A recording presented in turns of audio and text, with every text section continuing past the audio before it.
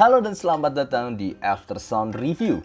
Kali ini gue kedatangan ayam dari brand KYOA, Queen of Audio, yaitu Queen of Audio Vesper. KYOA Vesper ya gampangnya. Dan sebelumnya thank you dulu untuk Bro Surya Cendana yang udah kirimin ayam ini ke gue, jadi gue bisa review dengan sejujur-jujurnya. Seperti biasa gue akan bahas dari build, fit, frekuensi respons, suara, dan juga perbandingannya. By the way, KYOA Vesper ini di harganya sekitar 1 jutaan. Dan dia menggunakan satu dynamic driver dan satu balance armature, jadi dia hybrid. Oke, langsung aja mulai dari buildnya sendiri. Ayam ini housingnya terlihat menggunakan resin dan faceplate-nya itu sebenarnya cakep. Dia sedikit ada kayak glittery, warnanya itu hijau dan sedikit hitam. Kalau kelihatan di video ini ya bahwa cukup cantik sebenarnya. Lalu housingnya itu rada kecil dan kita bisa lihat isinya nerawang begitu. Ada dynamic kelihatan banget di sini. Lalu BA-nya di sekitar sini sampai ke sekitar nozzle-nya. Nah, nozzle sendiri juga terbuat dari resin. Kelihatan dia ada dual bore di sini. Dan dia menggunakan kabel dual pin konektor. Bagian atasnya itu twisted dan bagian bawahnya itu braided. Dan buat gua kabelnya ini lentur. Walaupun dia kelihatan tebel ya, ini kelihatan tebel. Tapi dia sangat-sangat lentur dan buat gua sangat enak sih. Lalu kalau untuk fittingnya sendiri gue nggak ada masalah pakai ini selama berjam-jam karena ukuran housing juga cukup kecil dan buat begini cukup enak di kuping gue sendiri. Nah, kemudian untuk suara seperti biasa gue akan pakai i5 XDSD, QNLYX 5K dan juga iBasso DX160 sebagai source gue, dan ini adalah lagu-lagu yang gue pakai. Untuk frekuensi respons dari KYOA Vesper ini simply gue bisa bilang dia antara mild U-shape warm begitu ya. Karena elevasi terutamanya adalah di bassnya guys. Kelihatan ini elevasi bassnya cukup tinggi. Habis itu tidak terlalu ada elevasi di mid range, tiba-tiba ada sekitar 3 kHz. Lalu kemudian habis itu treble roll off. Jadi ya buat gue memang bassnya ini sih yang ngambil take the spotlight ya. Ini kalau dibanding dengan Moondrop KXSS yang pakai Harman Response, buat gue Moondrop KXSS itu lebih balance ya, dia bassnya nggak segede KYOA Vesper, kemudian upper mid range-nya itu dia lebih dapat di sini, vokalnya jelas lebih maju, lebih clear juga, dan ya buat gue simply lebih balance saja. Nah, kalau misal dibandingin dengan DF neutral juga seperti ini ya, si KYOA Vesper kelihatan bahwa si DF neutral itu lebih punya treble, lebih punya upper mid range, tapi jauh lebih sedikit bassnya. Jadi yes, buat gue ini simply bisa dikategorikan sebagai ayam yang warm U-shape-ish gitu. Tapi percayalah kalian nggak terlalu bisa ngerasain treble-treble di bagian sini.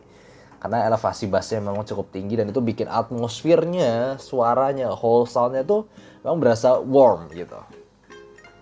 Oke, suaranya sendiri bisa gampangnya dikategorikan sebagai simply warm aja. Dia dengan bass yang gebuk, lalu kemudian mid yang mellow, dan juga treble yang nyantai. Dan jujur aja buat gue sendiri agak sedikit kurang balance, terutama di bagian bassnya yang masih terlalu besar untuk selera gue yang biasa pakai ayam dengan Harman Response ataupun diam neutral. Oke, langsung aja kita bahas satu-satu, mulai dari bassnya. Ini adalah bass yang gebuk, dia gede, tapi buat gue sayangnya a bit sluggish, dia nggak cepet, dia gini loh, gue suka tuh bass tuh yang tipenya nonjok dalam jeduk gitu ya, kayak fokus di tengah banget. Nah ini tuh rada melebar gini kebandingan, jadi dia gendut, tebel, yes bisa dalam iya, tapi kayak sluggish, kayak nggak terlalu fokus di tengah jeduk gitu. Jadi tipe bassnya itu tipe bass yang gendut, gede gitu. Untuk bass head mungkin suka, cuma kalau buat gue sendiri, selera gue sendiri sih kurang.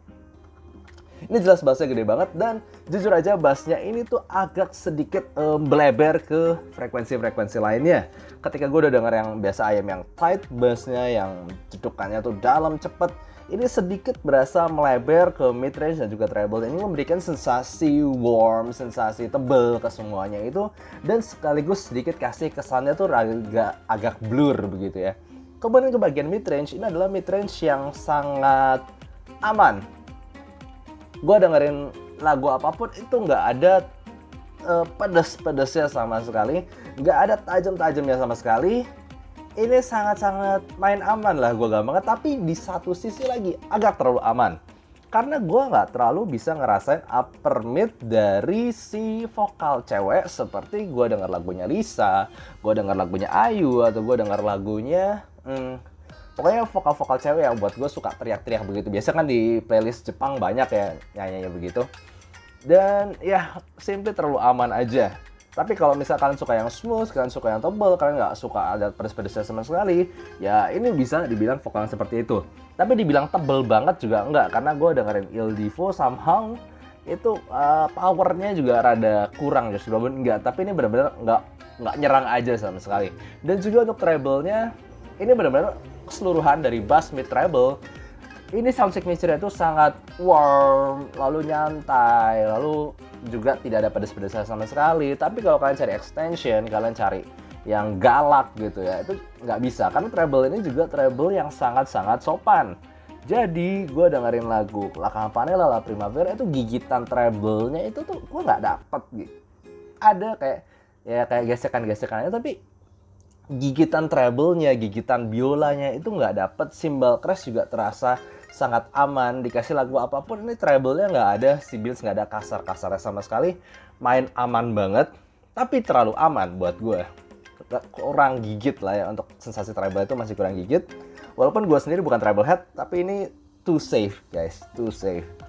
Kemudian untuk bagian teknikalitasnya sendiri, karena dia terlalu main aman rasanya, dan ditambah lagi dengan bass yang rada smearing, yang rada melapisi mid range dan juga treble-nya, buat gua ini kurang bisa kasih teknikalitas yang baik. Untuk soundstage jujur aja dia berasa 3D ya, 3D tapi kecil gitu, nggak bisa megah gede banget, itu enggak, dia rada kayak bola kecil gitu. Depth-nya ada, kan kiri ada, tapi nggak terlalu punya dimensi tinggi. Lalu kemudian untuk separasinya sendiri buat gua untuk harga 1 juta kurang bagus.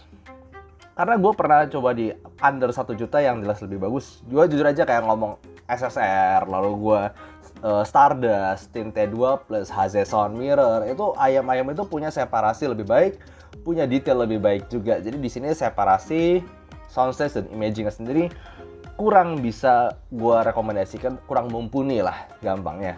Kelebihan dia hanya ada di, buat gue hanya di tonalnya. Kalau kalian benar-benar suka tonal yang aman dari semuanya itu, cuma buat gue walaupun dibilang aman juga kadang-kadang bassnya kegedean, itu yang bikin kadang-kadang kepala gue rada pusing juga. Nah tapi kalian bisa mainin dikit, misalnya kalian pakai spin fit gitu.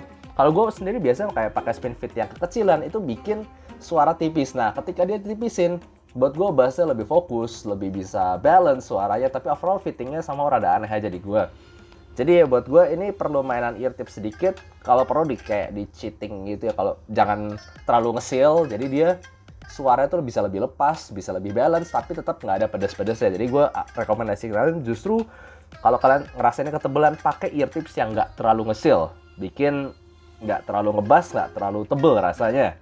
Tapi tetap aja buat gue teknikalitasnya sendiri masih kurang mumpuni. Oke, gimana perbandingannya? Gue di sini punya ayam yang buat gue benchmark under 1 juta, yaitu Moondrop Stardust. Ini di harga 800-900 ribuan. Dulu yang gue review ya, gue nggak tahu sekarang berapa. Dan Tinte 2 Plus ini 600-700 ribuan. Kalau misalnya kita lihat di website, kalau nggak salah sih memang si QOA Fastman ini $70, ini $59 per $60 begitu. Jadi masih termasuk price range-nya lah ya. Nah, buat gue QOA ini bassnya paling tebel, bassnya tuh paling gendut, dan bassnya paling lambat. Mid range-nya paling smooth, treble paling smooth, tapi sekaligus dia paling tidak energik, paling tidak detail, dan separasinya paling buruk. Kalau misal dibandingkan Stardust ini paling detail buat gue dari 3 ini. Stardust bisa kasih detail paling bagus, fokus paling bagus, tapi upper mid range-nya sedikit buat gue sedikit ketipisan, dan sedikit mungkin bisanya buat nyerang buat beberapa orang. Tapi buat gue tightness-nya, extension-nya, lalu juga detail dan fokusnya buat gue Stardust itu salah satu yang gue paling suka di under 1 juta. Nggak seperti SSR yang buat gue ketipisan, Stardust ini berasa lebih pas di kuping gue. Nah, kemudian Tinte 2 Plus di 3 ini dia berasa paling V-shape. Vokalnya itu a bit mundur ya rasanya dibandingin bass dan juga treble-nya. Tapi gue sensasi bass punch-nya, walaupun nggak se-tight Stardust, gue somehow lebih suka gebukan, pukulan di Tinte 2 Plus ini.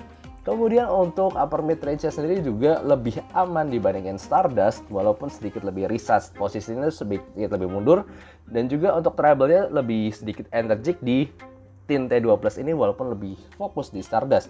Jadi intinya buat gue justru kalau kita ngomongin teknikalitas, ngomongin fokus, ngomongin detail, separasi, buat gue QOA Vesper itu paling jelek di antara 3 ini, walaupun dia paling mahal. Dia keunggulannya hanya paling kalau misalkan suka tonal yang tebel, nggak ada nyerang-nyerangnya, nggak ada sibil-sibilnya, itu mungkin bisa di KOF Furnace Line ini. Buat gue not really worth it di harganya, tapi ya itu penilaian gue sendiri ya. Oke, gitu aja untuk review kali ini. Semoga kalian suka, dan kalau kalian suka jangan lupa kasih like dan subscribe. See you next time. Bye-bye.